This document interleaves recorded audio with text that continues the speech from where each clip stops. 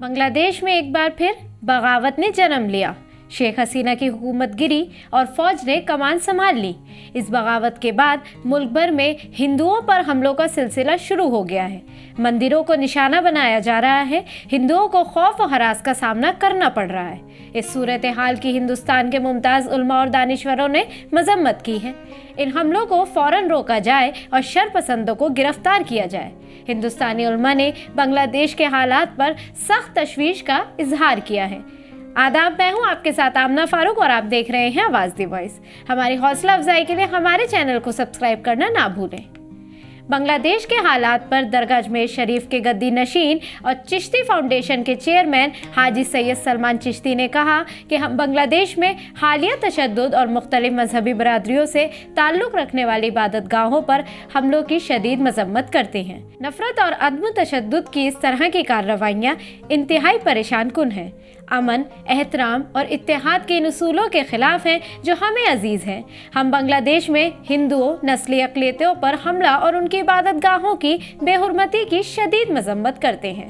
تشدد کی یہ کارروائیاں نہ صرف افراد اور برادریوں کو نقصان پہنچاتی ہیں بلکہ ہماری متنوع اور باہم جڑی ہوئی دنیا کے تانے بانے کو بھی خطرہ لاحق کرتی ہیں۔ یکجہتی کے ساتھ امن، باہمی احترام اور تمام مذہبی مقدسات کے تحفظ کی وکالت کرتے ہوئے آئیے آج ایک ایسے ماحول کو فروغ دینے کے لیے اجتماعی طور پر کام کریں جہاں ہر فرد، خواہ اس کا کوئی بھی عقیدہ ہو، ہم آہنگی اور سلامتی کے ساتھ رہ سکیں۔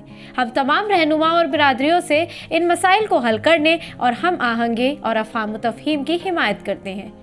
صوفی حضرت بابا شیخ سلیم چشتی رحمۃ اللہ درگاہ کے نائب پیرزادہ ارشد عظیم فریدی نے بھی ان حملوں کی سخت مذمت کی ہے۔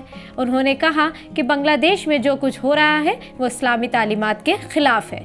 اسلام ہو یا کوئی اور مذہب، اس میں اس قسم کے تشدد کی کوئی گنجائش نہیں ہوتی ہے۔ اسلام میں اقلیتوں کے ساتھ حسن سلوک کا حکم ہے۔ انہوں نے کہا کہ سیاسی ہنگامہ آرائی میں اگر کوئی ہندوؤں اور مندروں کو نشانہ بنا رہا ہے تو انتہائی شرمناک اور قابل مذمت ہے۔ پیرزادہ حضرت ارشد فریدی نے مزید کہا کہ ان حالات میں کچھ ایسی خبریں آئی ہیں جو انسانیت کی برتری کی گواہی دیتی ہیں۔ انہوں نے کہا کہ ان کشیدہ حالات میں بنگلہ دیش میں جن مسلمانوں نے راتوں کو جاگ کر مندروں اور ہندوؤں کی حفاظت کی ہے وہ قابل ستائش ہے۔ ممتاز عالم دین مولانا نور الامین قاسمی نے جو غیر معمولی خیالات کے ساتھ صحیح شکل میں اسلام کی تبلیغ کے لیے جانے جاتے ہیں، بنگلہ دیش میں اقلیتوں پر حملوں کے واقعات کی مذمت کی ہے۔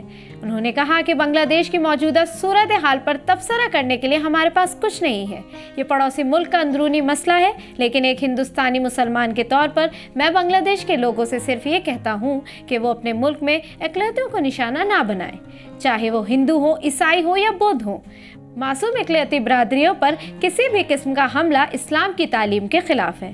دلی کے ممتاز مفتی افروز عالم نے ایک بیان میں تمام لوگوں سے اپیل کی ہے کہ بنگلہ دیش سے فرقہ وارانہ قسم کی خبروں پر رد عمل کا اظہار نہ کریں، کیونکہ بنگلہ دیش میں سیاسی حالات کی تبدیلی ان کا اندرونی معاملہ ہے اور اس سے ہم ہندوستانیوں کا کچھ لینا دینا نہیں ہے۔ اگر وہاں کسی نے مندروں کی بے حرمتی کی ہے تو ان کی ہم مذمت کرتے ہیں اور امن قائم رکھنے کی اپیل کرتے ہیں۔ انہوں نے حکومت سے بھی اپیل کی ہے کہ وہ شر پسند عناصر پر نظر رکھے جس سے امن و امان برقرار رہے۔